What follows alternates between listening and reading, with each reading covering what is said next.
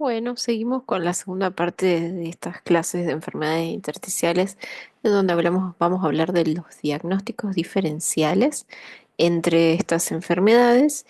Y como les mencionaba previamente, vimos algunos de los patrones más inflamatorios y ahora vamos a hablar de las enfermedades intersticiales más fibrosantes y cómo hacemos el diagnóstico. Y para esto les traigo esta guía. Esta es la actualización de la guía de recomendación por todas las sociedades que hacen tórax, em, que es la actualización de fibrosis pulmonar idiopática y que habla de fibrosis pulmonar progresiva, que creo que ya muchos están al tanto de ella o la conocen. Em, Más que nada les traigo este cuadro porque si bien esta guía se hizo para FPI, lo que propone tomográficamente, tanto en su versión anterior como en su actualización, em, esta del 2018, es cómo dividir cuando hablamos de UIP probable, definitiva, indeterminado, un diagnóstico alternativo, qué es lo que nosotros, al menos los radiólogos, es como deberíamos o como a veces concluimos los reportes. Y entonces ustedes así separan a ver qué patrón es el que la enfermedad estaría teniendo, ¿no? ¿Qué patrón de fibrosis es el que estoy viendo? Como les decía previamente, tenemos todas estas enfermedades intersticiales con distintos orígenes, pero todas usan como un disfraz distinto. Entonces, este disfraz distinto va a ser la UIP, NSIP y como existen el resto de los patrones que algunos de los que ya vimos. Entonces, acá esta guía nos propone, si bien es para FPI, lo que nos propone es decir cuándo un patrón, con qué grado de confianza nosotros decimos que es un patrón de UIP o un patrón distinto al de la UIP o un patrón que no estamos muy seguros a qué corresponde. Entonces, de ahí sale este cuadro, ¿sí? En donde según los hallazgos tomográficos vamos a dividir en cuatro categorías, ¿sí? Una UIP definitiva cuando cumple con todos los criterios y cuando nosotros tenemos una confianza con más del 90% para decir que ese patrón corresponde a una UIP y ya saben que según el origen, según el tipo de paciente que tengan, podemos decir capaz que es una UIP para FPI o, o no, ¿sí? Cuando tenemos un patrón probable de UIP es cuando nosotros tenemos una confianza es alta, entre el 70 y casi el 89%, o sea, el 89%, casi el 90%, para decir que ese patrón es de UIP, ¿sí? Y a eso lo llamamos UIP probable. Y recuerden que lo importante es que de estas dos categorías, ¿sí? No son biopsiables, con lo cual nosotros los radiólogos, cuando ponemos que un patrón es probable UIP o UIP definitivo, estamos diciendo que ese paciente tiene una UIP y les vuelvo a decir, depende de las características del paciente. Si ustedes ya descartaron todos los posibles orígenes, tenemos un paciente mayor de 60 años y no le encontramos a qué puede ser, lo más probable es que le estemos diciendo que tiene una FPI, ¿sí? Una fibrosis pulmonar idiopática. Por eso es tan importante que nosotros aclaremos el tipo de patrón como radiólogos, ¿no? Y que ustedes puedan interpretarlo. Y también vienen estas clases porque a veces no tienen esa información y ustedes muchas veces tienen que ver a qué se parece. Entonces, bueno, de acá vamos a ver las herramientas necesarias para que ustedes también sepan qué patrón están viendo, ¿sí? Cuando nosotros no tenemos, la verdad, una causa definida de a qué se debe esta fibrosis o qué tipo de patrones, nosotros usamos el patrón indeterminado y ahí nuestros porcentajes de confianza son más bajos y van entre 51 y 69%. Y ya con menos porcentaje de confidencia para decir que es un patrón de OVP, tenemos a los diagnósticos alternativos, ¿sí? Y acá son todas las cosas que yo tengo que ir a buscar que me saquen de una sospecha de un patrón de UIP, ¿sí? Bien, entonces vamos a empezar por decir cómo es este patrón de UIP, ¿sí? Bien, la neumonía intersticial usual. también mencionada como UIP, ¿sí? Tiene las características de presentar reticulación, bronquioloctasias, bronquiectasias barra bronquioloctasias, las bronquiolos recuerden que son más periféricas, y puede tener quistes barra panalización. Y de ahí es donde nosotros diferenciamos a la UIP probable de la UIP definitiva. Es decir, si nosotros vemos que tenemos reticulación, bronquiectasia, pero no tenemos quistes, o al menos los quistes son aislados y no forman una hilera, donde ya consideramos con una hilera actualmente decir que estamos en presencia de panalización, hablamos de una UIP probable, ¿sí? Si ahora nosotros vemos quistes, reticulación, bronquiectasias, eso es una UIP definitiva, y más si aún estos quistes ya forman una hilera o más de una hilera y ya tienen signos de panalización, eso sí ya con gran confianza nosotros podemos decir que eso es una UIP definitiva, ¿sí? Ahora, tiene que cumplir unos criterios de distribución estos hallazgos, ¿sí? Porque reticulación, bronquiectasias y quistes tienen todas. Bueno, los quistes no tanto, pero la reticulación y las bronquiectasias van a ver que están en todas las enfermedades fibrosantes. Entonces, ¿cuál es la distribución necesaria para que yo diga con mucha confianza que esto es un patrón de UIP? Bien, primero son heterogéneas. El término heterogéneo, homogéneo, nosotros se lo robamos a los anatomopatólogos, que en realidad es un criterio de anatomía patología, de anatomopatología, para decir cómo es esa fibrosis, ¿sí? Hablamos de fibrosis heterogénea, cuando heterogénea en tiempo y espacio en realidad.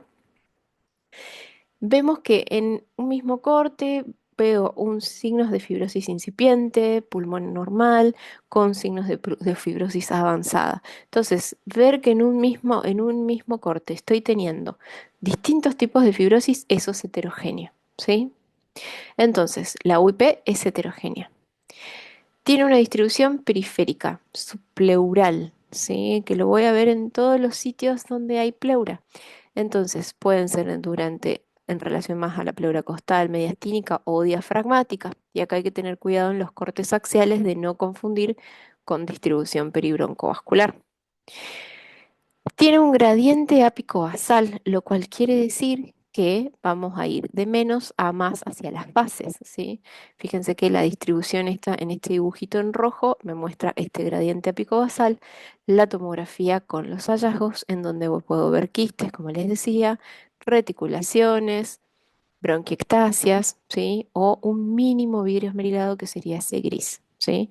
Vidrio esmerilado puede haber, pero puede ser mínimo, ¿sí? Más que nada ese vidrio esmerilado es la representación a veces de la fibrosis intralobular no visible por nuestros ojos, simplemente lo vemos como un aumento de la opacidad, como ese mínimo vidrio esmerilado. Y puede ser asimétrica, ¿sí? Que es lo menos frecuente, pero suele suceder, sobre todo en pacientes con antecedentes de reflujo. Bien, entonces vamos a ver estos hallazgos. Acá fíjense que tenemos reticulaciones, ¿sí? Algunas finas, bien subpleurales. La UIP tiene la particularidad que el peribronco vascular, el centro, el core del corazón, siempre está bien limpio, ¿sí? Fíjense que acá no tenemos nada en los centros. Entonces, vamos hacia abajo y hacia abajo estas reticulaciones van aumentando, aparecen las bronquiolectasias, fíjense ahí, bronquiolectasias ahí en língula y algunos espacios aéreos que en realidad son bronquiolectasias, ¿sí? Y acá hay que tener cuidado de diferenciar quistes con bronquiolo. Eh, el quiste empieza y termina, estas imágenes son en foto, pero ustedes cuando ven el estudio corrido, el quiste empieza y termina y la bronquiolectasia se sigue. Para eso es ideal ver en cortes coronales y sagitales para poder ver si esa es una bronquiectasia que está paralela a la pleura y por eso yo estoy viendo en un corte axial solamente un pedacito y lo veo como un quiste y en realidad una bronquiectasia que corre de arriba hacia abajo, ¿sí? Entonces, este era un paciente que tenía reticulaciones y todas eran bronquiolectasias, entonces estamos en presencia de una UIP probable, ¿sí?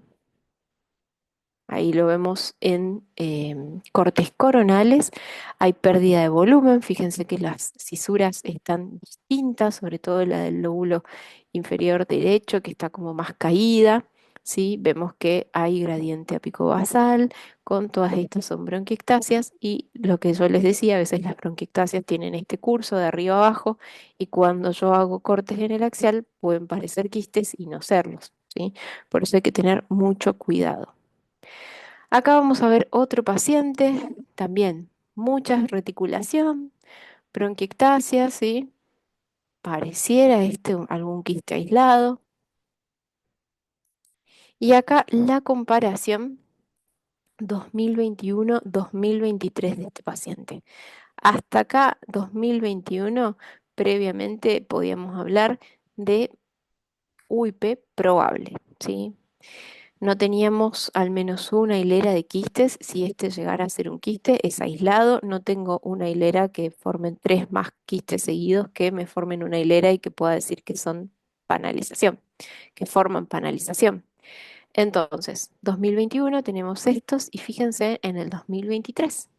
Bueno, este paciente no tenía antecedentes, o sea, no lo encontraron un origen, ¿sí? Con lo cual podemos decir que esta es una UIP probable, que después ya se hizo definitiva. Fíjense que ya esto progresó, acá ya había quistes en este caso, em, y es una FPI progresiva, ¿sí? Que progresa del 2021 al 2023.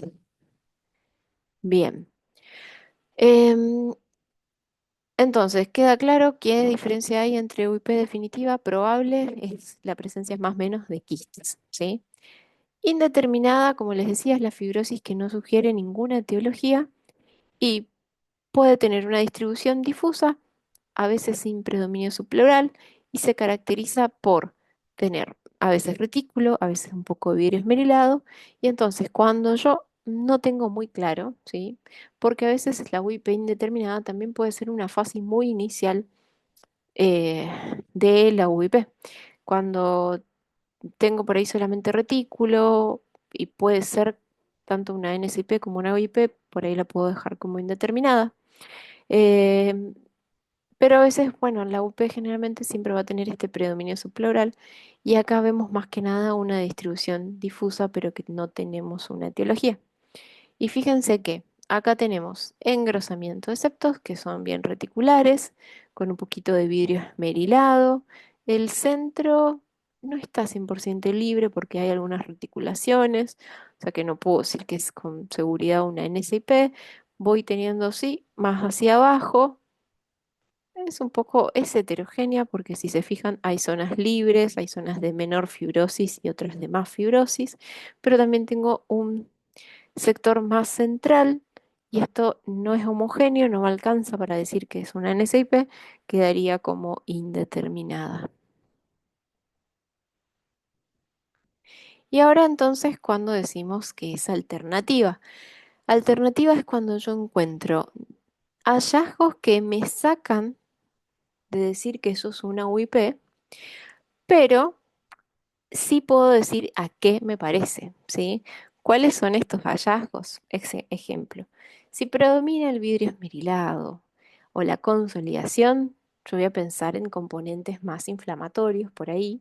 Si predomina el vidrio esmerilado, puedo pensar tranquilamente en una neumonía intersticial no específica, es decir, una NSIP, o si por ahí predominan las consolidaciones peribroncovasculares, por ahí puedo pensar que es una neumonía organizada. ¿Sí? Fíjense que ya tener mucho vidrio esmerilado es algo que me saca completamente de lo que es un patrón de UIP. Ya tengo que ir pensando en otra cosa.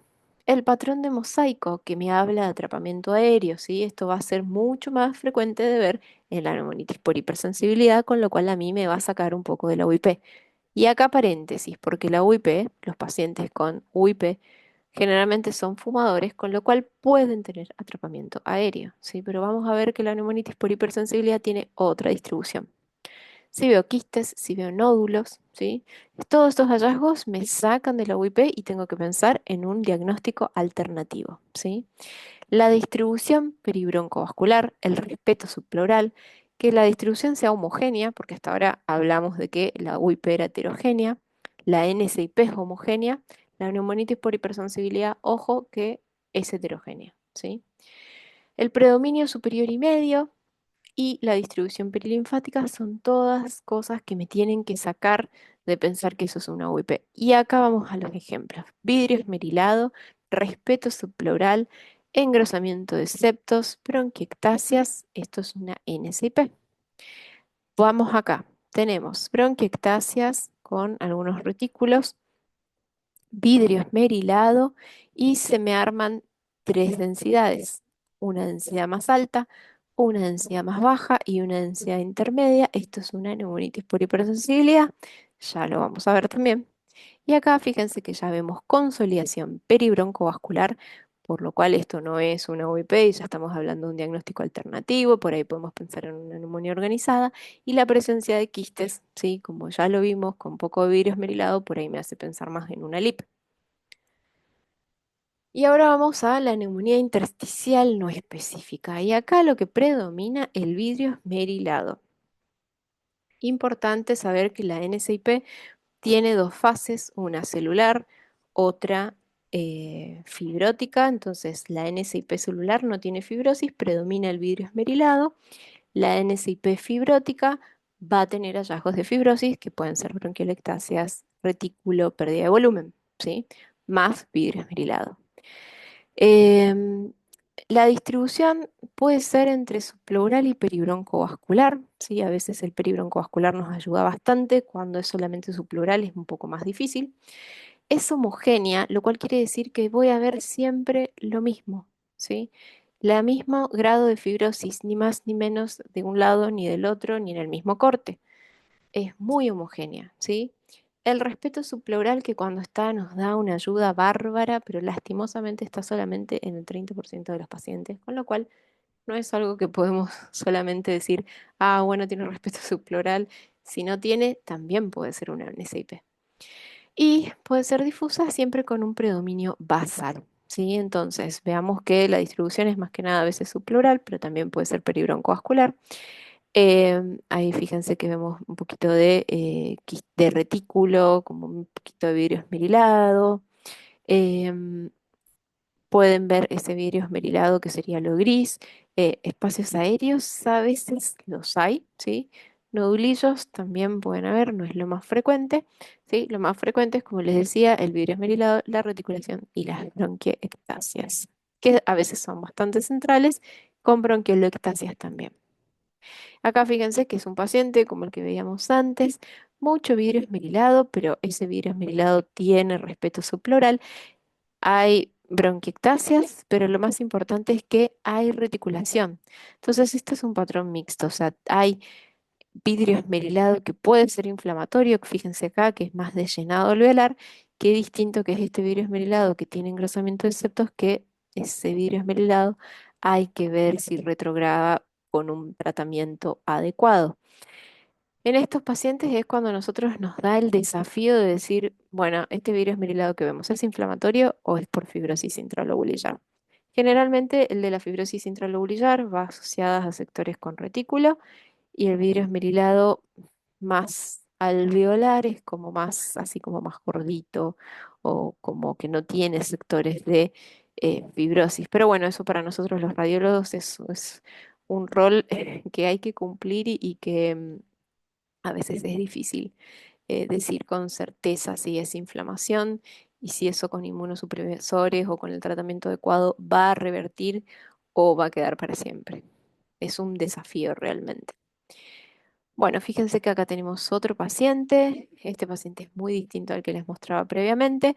Acá tenemos bronquiectasias, ¿sí? Bronquiectasias bien centrales con un mínimo de vidrio esmerilado, reticulaciones, ¿sí? Que van a estar en el medio de estas bronquiectasias, algunos que parecen como espacios aéreos.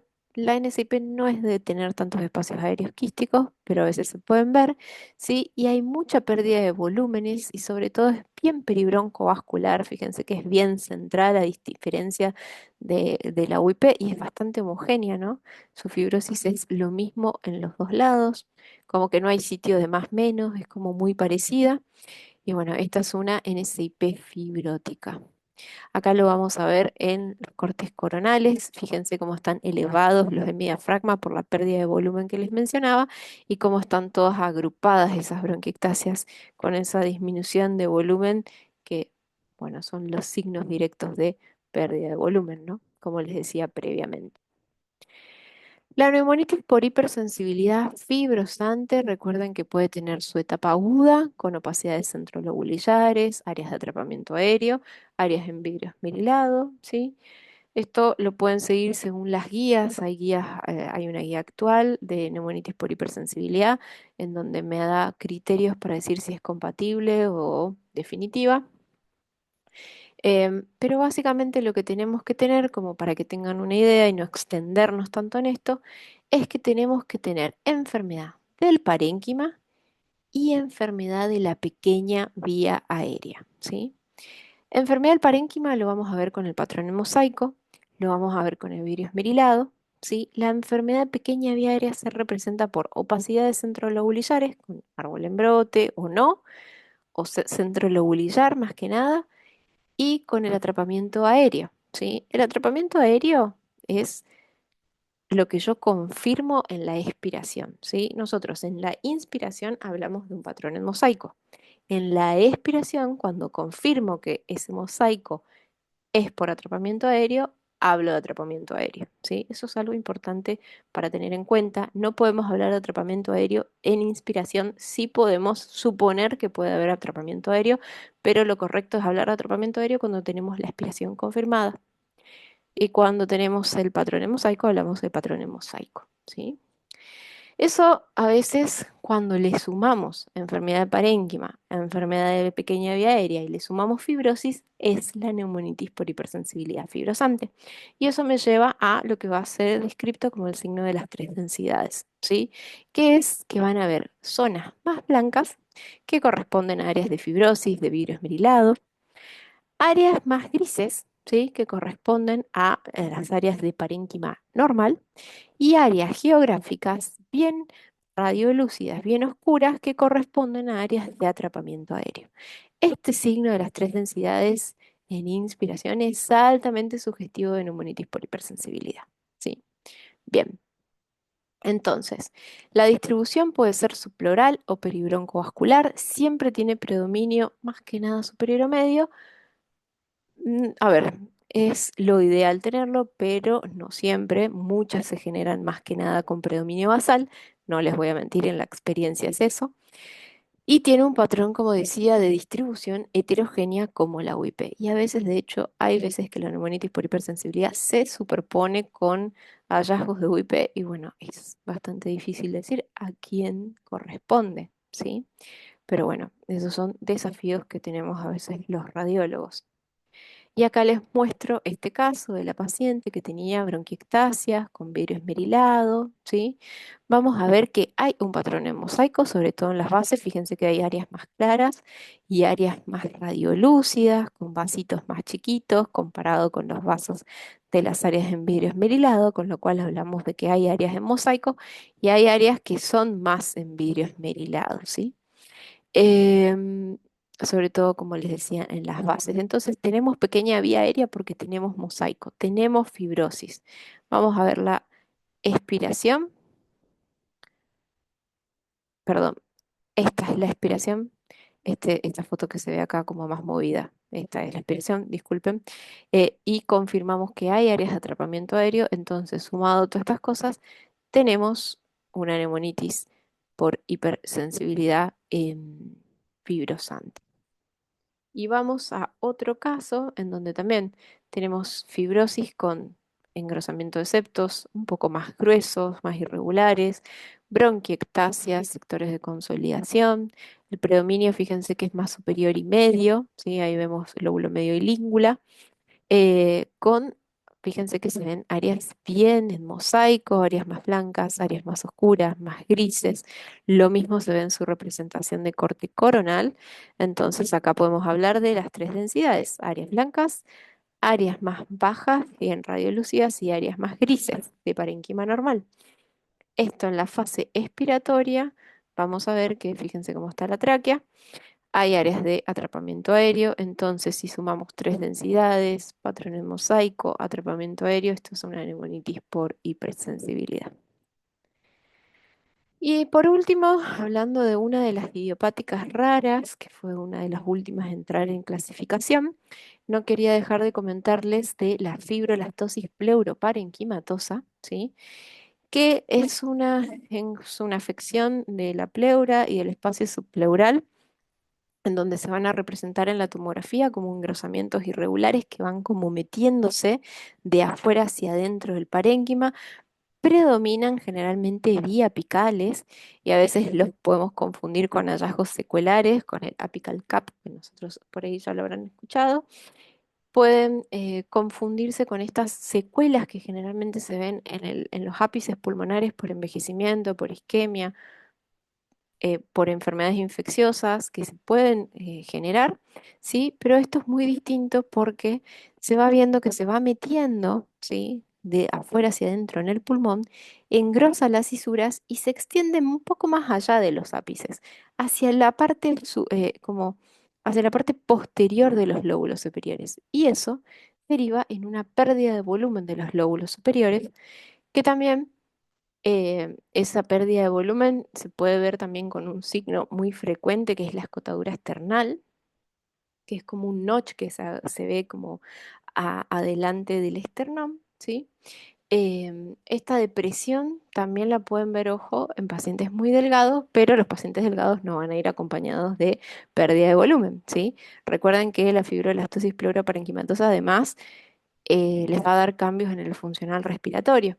Entonces, como para tener en cuenta cuál es la diferencia con un engrosamiento biapical de aspecto secular, ¿no? Importantes que pueden ir acompañadas de otras enfermedades, ¿sí? E intersticiales, generalmente lo hacen asociadas al patrón de NSIP, de UIP y más raro de neumonitis por hipersensibilidad, y a veces están como solas, ¿sí? Como en la idiopática. Y lo importante es que cuando se vio que cuando va acompañado de los patrones fibróticos antes mencionados, sobre todo hay un estudio hecho en esclerodermia, empeora el pronóstico del paciente, ¿sí?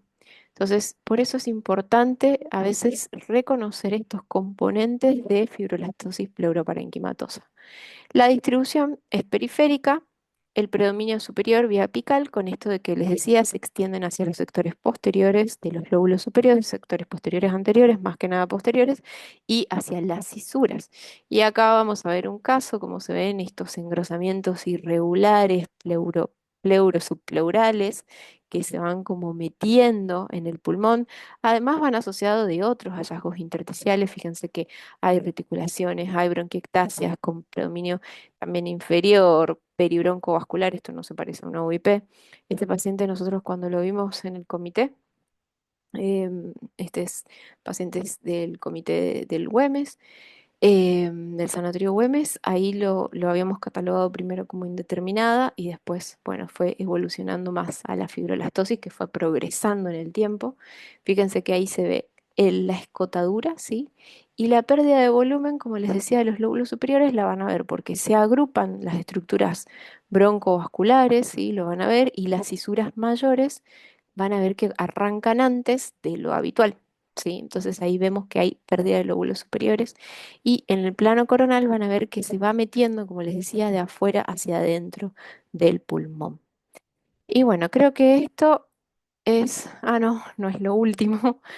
Un último detalle es, a ver, hasta acá dijimos todos estos patrones que vemos fibrosantes, hablamos de los patrones inflamatorios, hablamos de los patrones fibróticos.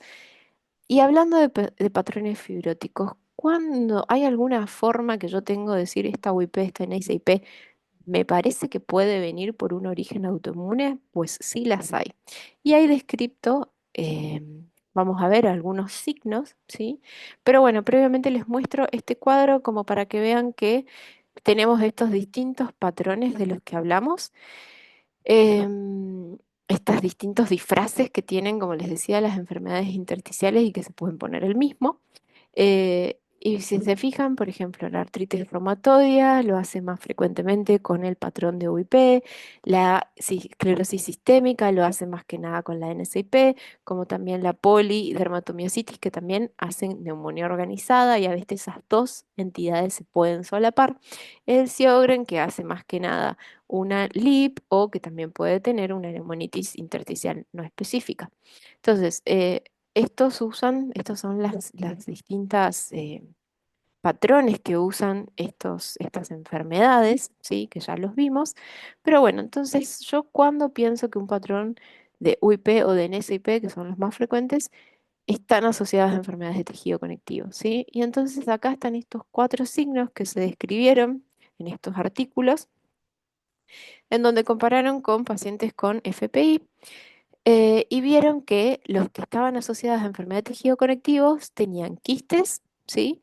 Pero exuberantes, o sea, el panal de abejas exuberante, una distribución anterior en lóbulos superiores, el signo del borde recto, que ya les voy a contar de qué se trata, y el signo de las cuatro esquinas, ¿sí? Bien, borde recto y panal exuberante. Este es un paciente con un patrón de UIP. Fíjense que tenemos muchos quistes, hay panalización, ¿sí? Gradiente apicobasal, predominan más los quistes y las bronquiectasias que la reticulación realmente, con quistes que son exuberantes, ¿sí? Un quiste normal en una UIP mide menos de 1 centímetro. Cuando vemos que estos quistes son mayores, ¿sí? Voy a pensar en enfermedad posible autoinmune. Lo mismo cuando yo veo un corte coronal y veo que los cortes superiores como que tienen parénquima bastante conservado y de repente, ¡pum!, hay una línea que separa una interfaz de pulmón casi normal con un pulmón ampliamente afectado. Entonces, a eso se le llama el signo del borde recto y lo pueden ver también en patrones de UIP como patrón de NSIP para esclerodermia, así o para cualquier otra enfermedad de tejido conectivo, pero esos son los signos del borde recto, ¿sí? La distribución anterior es cuando vemos que hay fibrosis en lóbulos superiores y con el predominio superior y anterior. Y esto lo van a ver como en este paciente, que fíjense que tiene poquito, tiene algo en las bases, y tiene en lóbulos superiores compromiso ahí con algunas bronquiolectasias, un mínimo engrosamiento de septos, acá hay un retículo con bronquiolectasias, pero que tenemos compromiso en pared anterior. Eso lo vamos a ver frecuentemente en enfermedades asociadas a tejido conectivo también, en las UIP que tienen características autoinmunes, por así decirlo. Este paciente era un paciente con una R, con un patrón de UIP, con características de asociarse a enfermedad de tejido conectivo.